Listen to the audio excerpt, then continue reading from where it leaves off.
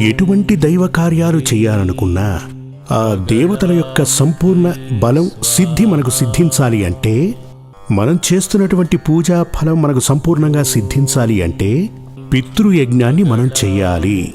పితృయజ్ఞం అంటే పితృదేవతల కోసం మనం చేసే పూజలు, తర్పణం, తిలహోమం, దానాలు వంటివి. ఇది ప్రతిరోజు మనం చేయక్కర్లేదు. అమావాస్య నాడు పితృపూజలు చేయటం, తిలోదకాలు వదలటం, సంవత్సరానికి ఒకనాడు తిలహోమం, సాయుధ్య హోమం ఇలాంటివన్నీ చేయాలి.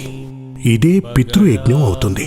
ఇప్పుడు ప్రతిరోజు మనం చేసేటువంటివి ఇదివరకే నేను చెప్పాను. బ్రహ్మయజ్ఞం ప్రతిరోజు ఒక మంచి విషయాన్ని మనం చదవటం, చదివిన తర్వాత పక్క వారికి తెలియజెప్పటం. మాసానికి ఒక అమావాస్య వస్తుంది, లేదా సంవత్సరానికి ఒకసారి చేయండి. ఇదే పితృయజ్ఞం. తరువాత వచ్చేది దైవయజ్ఞం. చెప్పాలంటే ఎవరో ఒక దేవుడు, మీకు బాగా నచ్చిన దేవుడు ఎవరైనా, ఆ దైవాన్ని మీరు